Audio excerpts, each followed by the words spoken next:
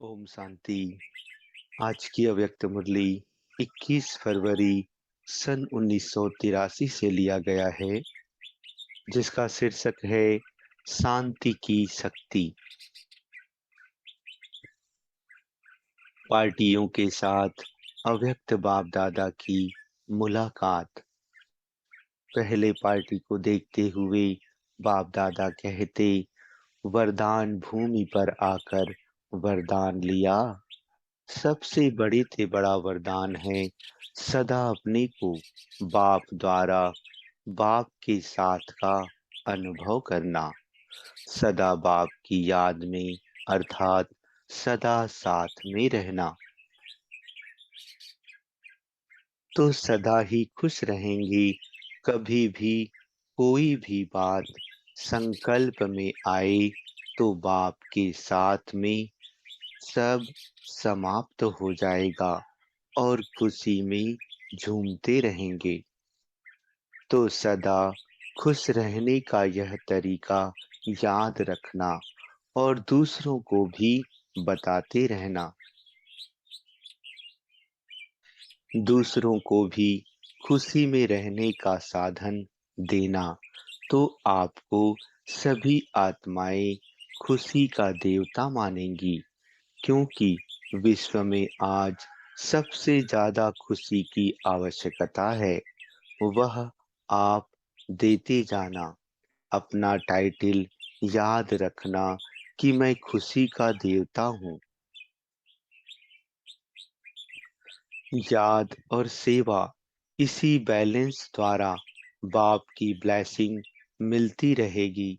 Balance सबसे बड़ी कला है। हर बात में बैलेंस हो तो नंबर 1 सहज ही बन जाएंगे।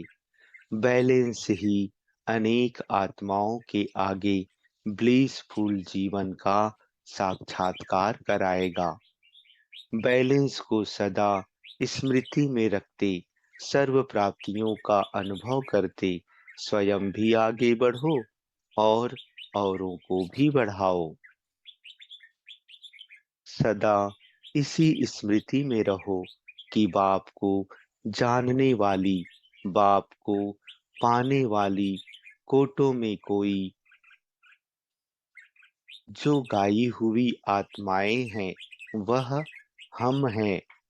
इसी खुशी में रहो तो आपके यह चेहरे चलते फिरते सेवा केंद्र हो जाएंगे। जैसे सर्विस सेंटर पर आकर बाप का परिचय लेते हैं, वैसे आपके हर्षित चेहरे से बाप का परिचय मिलता रहेगा। बाप दादा हर बच्चे को ऐसा ही योग्य समझते हैं। इतने सब सेवा केंद्र बैठे हैं तो सदा ऐसे समझो, चलते फिरते खाते पीते हमको बाप की सेवा अपनी चलन से व चेहरे से करनी है। तो सहज ही निरंतर योगी बन जाएंगे। जो बच्चे आदि से सेवा में उमंग उत्साह का सहयोग देते रहे हैं, ऐसी आत्माओं को बाप दादा भी सहयोग देते हुए 21 जन्म आराम से रखेंगे। मेहनत नहीं करनी पड़ेगी। खाओ पियो और स्वर्ग का राज्य भाग्य भोगो। आधा कल्प मेहनत शब्द ही नहीं होगा। ऐसी तकदीर बनाने आए हो। कुमारों के प्रति अव्यक्त बाप दादा कहते, कुमार जीवन में एनर्जी बहुत होती है। कुमार जो चाहे वह कर सकते हैं। इसलिए बाप दादा कुमारों को देख विशेष खुश होते हैं कि अपनी एनर्जी डिस्ट्रक्शन अर्थात विनाश के बजाय कंस्ट्रक्शन अर्थात स्थापना के कार्य में लगाएं। एक एक कुमार विश्व को नया बनाने में अपनी एनर्जी को लगा रहे हैं। कितना श्रेष्ठ कार्य कर रहे हैं। एक कुमार 10 का कार्य कर सकते हैं। इसलिए कुमारों पर बाप दादा को नाज है। कुमार जीवन में अपनी जीवन सफल कर ली, ऐसी विशेष आत्माएं हो ना। बहुत अच्छा। समय पर जीवन का फैसला किया। फैसला करने में कोई गलती तो नहीं की है ना? पक्का है ना? कोई गलत कहकर खींचे तो? चाहे दुनिया की अक्षौनी आत्माएं एक तरफ हो, आप अकेले हो, फिर क्या होगा? बोलो, मैं अकेला नहीं हूँ, बाप मेरे साथ है। बाप दादा खुश होते हैं, स्वयं की भी जीवन बनाई और अनेकों की जीवन बनाने के निमित्त बने हो। अच्छा।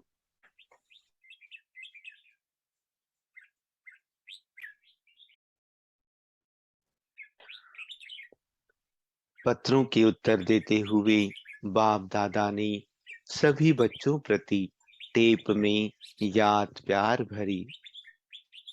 बाप दादा कहते, चारों ओर के सभी सिखिलदे, स्नेही, सहयोगी, सर्विसेबल बच्चों के पत्र तो क्या, लेकिन दिल के मीठे मीठे साजों भरे गीत बाप दादा ने सुने। जितना बच्चे दिल से याद करते हैं, उससे पदम गुना ज्यादा बाप दादा भी बच्चों को याद करते, प्यार करते और इमर्ज करके टोली खिलाते।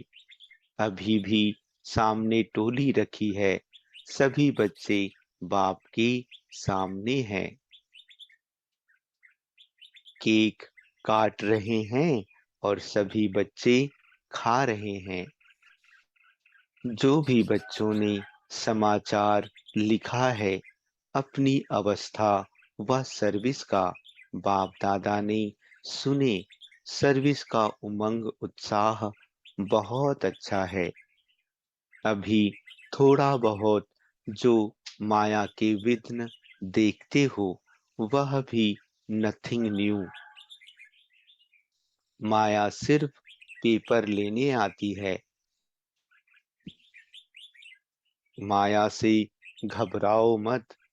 खिलौना समझकर खेलो तो माया वार नहीं करेगी, लेकिन आराम से विदाई ले सो जाएगी। इसलिए ज्यादा नहीं सोचो। यह क्या हुआ, हो गया, फुल स्टॉप लगाओ और आगे जाकर पदम गुना जो कुछ रह गया वह भर लो। बढ़ते चलो और बढ़ाते चलो। बाप दादा साथ है।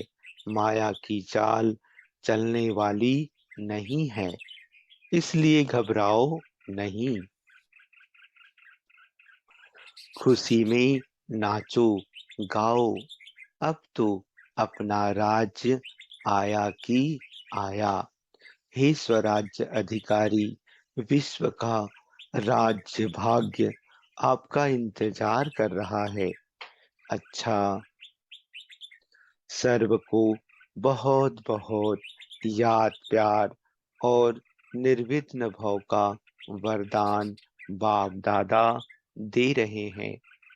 जो बच्चे स्थूल धन की कमी के कारण पहुंच नहीं सकते, उन्हें भी बाप दादा याद दे रहे हैं।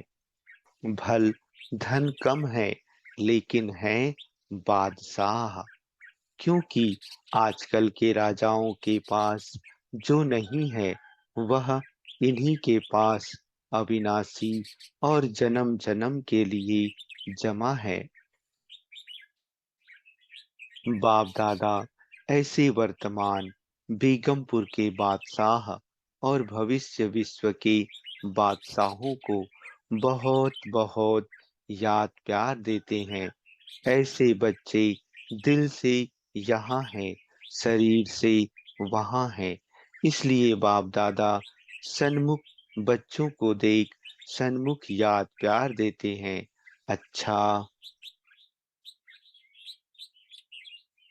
प्रश्न है, परखने की शक्ति किस आधार पर प्राप्त हो सकती है? बाप दादा कहते,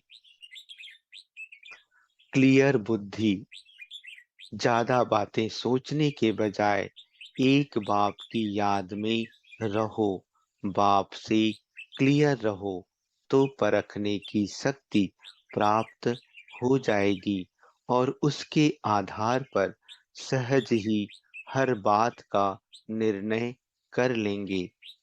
जिस समय जैसी परिस्थिति, जैसा संपर्क संबंध वाले का मूड, उसी समय पर उस प्रमाण चलना, उसको फौरन परख लेना, यह भी बहुत बड़ी शक्ति है। दूसरा प्रश्न है, समा पर फिदा होने वाले बच्चे पर समा पर फिदा होने वाले सच्चे परवाने की निशानी क्या होगी? बाप दादा उत्तर देते हुए कहते, समा पर जो फिदा हो चुके वह स्वयं भी समा के समान हो गए। समा गए तो समान हो गए। जैसे समा सबको रास्ता बताती है, ऐसे समा समान रोशनी द्वारा रास्ता बताने वाले, रास्ते में भटकने वाले नहीं। यह करें वा वह करें, यह क्वेश्चन समाप्त, फुल स्टॉप आ जाता तो याद और सेवा इसी में रहो। चक्र सब समाप्त। कोई भी चक्कर रहा हुआ होगा तो चक्र लगाने जाएंगे। कभी संबंध का चक्र, कभी अपने स्वभाव संस्कार का चक्र। अगर सब चक्र समाप्त हो गए, पूरा फिदा हो गए, तो फिदा होना अर्थात जल मरना, उन्हों को सिवाय समा के और कुछ नहीं। अच्छा, ओम शांति।